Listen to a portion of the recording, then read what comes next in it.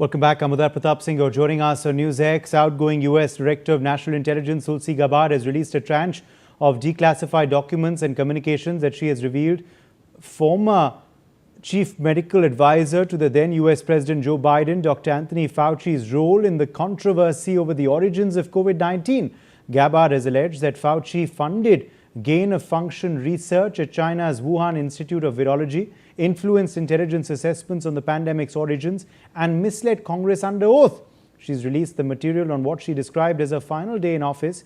Announcing the release, Gabbard said the newly declassified material contains previously unseen communications that, according to her office, show Fauci's involvement in funding coronavirus research in Wuhan and his interactions with intelligence officials during the pandemic.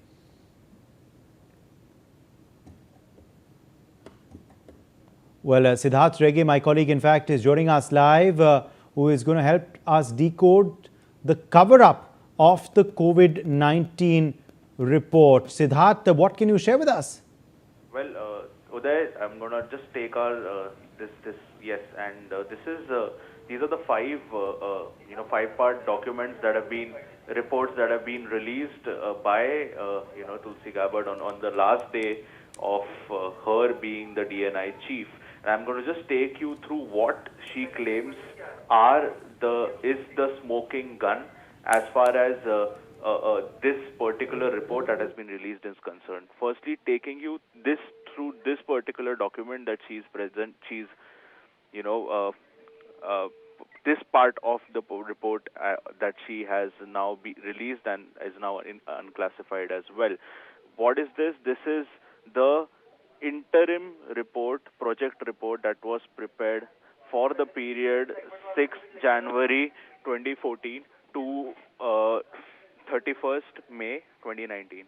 Okay, and what you can see on your screens is the project title, which is being written as Understanding the Risk of Bad Coronavirus Emergence. Is obviously grand period when Anthony Fauci was the NIA director as well. And this clearly mentions an individual and an organization. The individual mentioned here is Peter Daszak, and the recipient organization is EcoHealth Alliance, which you can see mentioned over here. Now, who is Peter Daszak? We've obviously heard his name several times and through this entire investigation that has happened into this lab leak theory. And here is the Lancet article that Peter Daszak had himself written, which was 27 scientists who had come together to defend China. The headline of this particular article reads, "Science, not speculation, is essential to determine how SARS-CoV reached humans." So this was the particular article that was written to give a clean sheet to China and to say that the lab leak theory is just speculation, and science determines that this virus spread naturally across the world. Now, to understand who Peter Daszak is, we're going to further go through these files as well, Uday, because this particular communication had earlier been released, and this is not something that this is a part of this particular report.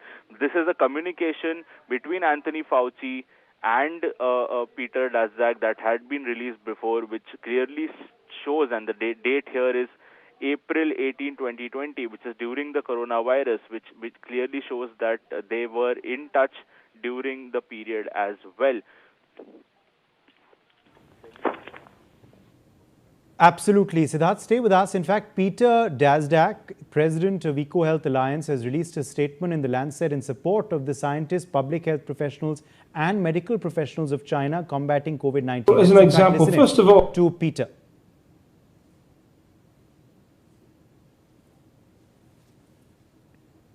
Let's listen in to Peter if we can.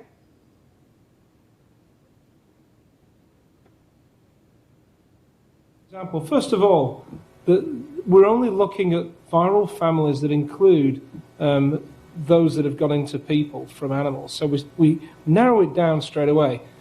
Then when you get a sequence of a virus and it looks like a relative of a known nasty pathogen, just like we did with SARS. We found other coronaviruses in bats, a whole host of them.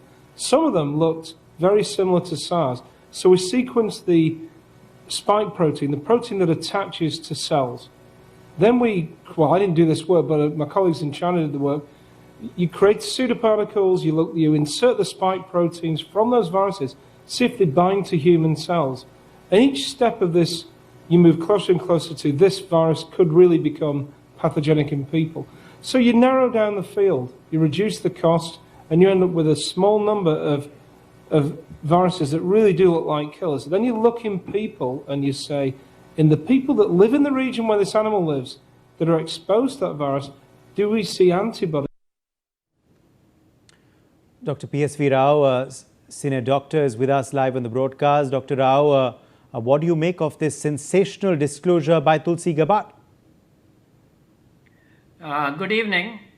There is nothing sensational if you have read what I had written in my articles, and I had exposed all the scientific data which showed how Fauci and his Peter Daszak were involved in this deeply, and both in the creation of this, creation the facilities in Wuhan so that they could do that kind of gain of function research, also in funding it, and with American taxpayers' money of the NIH. And I had also exposed how the various scientific publications they had made about the viruses they were collecting, the viruses they were engineering, etc. Not only that, I had also exposed both on your news channel and other news channels how a team of virologists, young virologists in IIT Delhi had in January of 2020 itself, much before the pandemic was announced, had exposed the genetic engineering that had been done, the genetic code of this virus, and how certain sequences were obviously inserted sequences. They couldn't have come from from a genetic crossover in nature. And Fauci himself had rung these people up, threatened them with dire consequences to their profession. And since they were virologists, they quietly withdrew their submission and kept quiet. All this material was provided to me since I was a surgeon and not a virologist, and I was a pretty well established surgeon at that. I was fearlessly revealing all this, what they were afraid to talk about. And there was genetic, all these details are there in my articles, a series of articles in the Sunday Guardian. And to me, it is no surprise.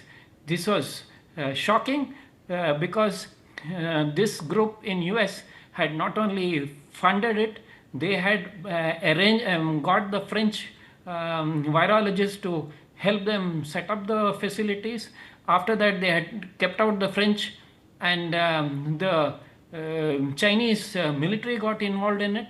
And in one of my articles, I had also revealed how Pakistani army was involved in funding, and their scientist was the name, details, etc. had also put out of their virologist was involved in the research. So this, since the two so-called superpowers and the two biggest economies were involved, they successfully suppressed this whole episodes. Yes, Uday. Dr. Rao, thank you for joining us with your perspective.